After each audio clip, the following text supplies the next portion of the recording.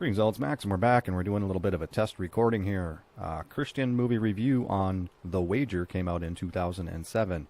I thought it would be easy to get my picture in the bottom corner. Not so easy. I actually had to go into what's called OBS Studio to get it to work.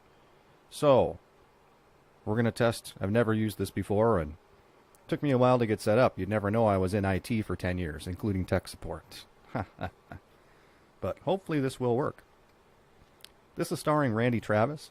The little blurb here says, when the life of mega film star Michael Steele, Randy Travis, is destroyed right before the most important day of his life, his faith is put to the ultimate test. Now, that is fairly accurate, but that's all it is one sentence. What I want to go to is this. This is the Christian Film Database, sort of like an IMDB for Christian films. This is what they say for their film synopsis. Michael T. Steele, Randy Travis, has reached the pinnacle that no other Christian has. Unaware, he has now been cast as a lead in a supernatural drama, as the center focus of a wager between God and Satan. Like the Old Testament accounting of Job, it is up to Michael Steele to determine the winner. Okay, that sounds kind of interesting. Okay. His Joan of Arc sister. Odd. Okay. Annie, Nancy Stafford, is the only bastion of security in the now tumbling world of Michael Steele. A conniving agent, Jude Cicolia, and his longtime chauffeur, David Morin, try their best to control his chaotic Hollywood lifestyle, while his co-star, Cassandra, Candace Cameron, has other ideas. Claiming that the Sermon on the Mount is an impossible standard, Satan has chosen Steele to prove his point in a wager with the Almighty. Agreeing to the choice, this is the true test if Michael can live out the truths of Matthew 5, 6, and 7 in the final days before the awards.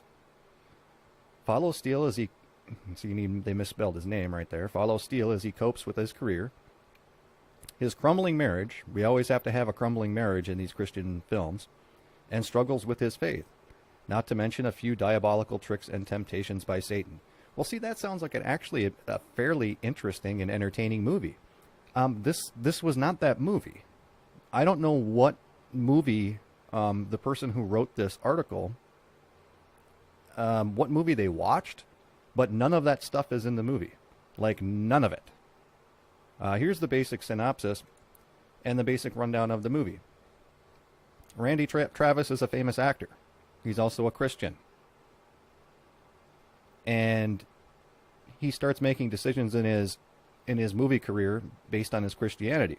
And he goes to sleep one night and has a dream about, he's listening to that Hagee guy on the radio talking about Matthew 5, 6, and 7, Sermon on the Mount. And he has a dream about it and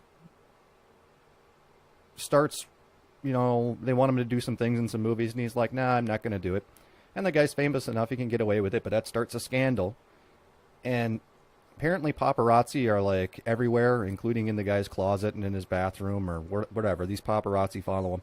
And he gets into all these little situations that really don't, they make a big deal out of it in the movie. They really don't affect his life. Honestly. The big event that everybody is worried about is him winning an Oscar. Spoilers.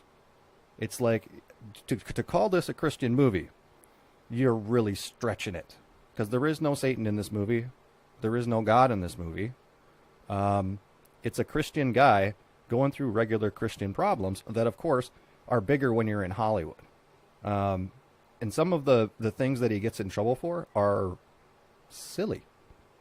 Like, his sister does this Big Brother outreach thing, and apparently the kid was a big fan, and he agrees to do the Big Brother thing for this kid, and for some reason they call him a pedophile or something, or insinuate that, and it's like, he's in the Big Brother program. I mean, that's just the movie just making something out of nothing. I mean, in real life, it's not like the guy has a theme park for kids in his backyard, like other people do. No. There's a guy who's in a Big Brother program that his sister runs. Pretty straightforward.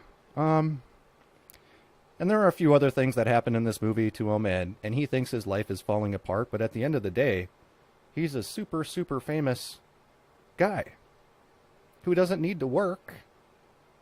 And at the end, after, spoilers, the movie's not worth watching, period. At the end of the day, he gets his Oscar and becomes a director. I'm pretty sure he'd make a lot more money just being an actor, but whatever. I mean, that's the way the movie rolls. This came out 2007. Hour and 22 minutes. I'm always very careful with these movies that are right around that 90-minute mark, because it's like they got to pad it a little bit, because otherwise nobody's going to release it on any sort of DVD or anything like that. And watch out, it has to be exactly a certain minute mark. And IMDb gives this a 5.4 out of 10. I will give this a 4 out of 10 for Christian movies, and the only reason it gets a 4 is because Randy Travis actually does a pretty good job acting. I don't know if Randy Travis is a Christian. I don't think he had to do this movie, and it couldn't have had much of a budget.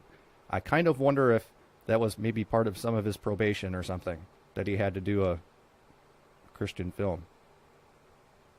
Donate his time. Not sure. Not sure with this one. What else do I have to say about this? Judson Pierce Morgan both wrote and directed this movie, and it was adapted from a book. I would not call it a Christian movie. The guy is a Christian just going through regular stuff, but at the end of the day, he's still like an Oscar-winning actor who got a second Oscar, and that was a big deal. That's what it was. I actually I read that thing that's up here on the Christian Film Database. I read this. I mean, I watched this movie like yesterday. It was yesterday or the day before, and I really couldn't remember anything that really happened that was Christian. I couldn't.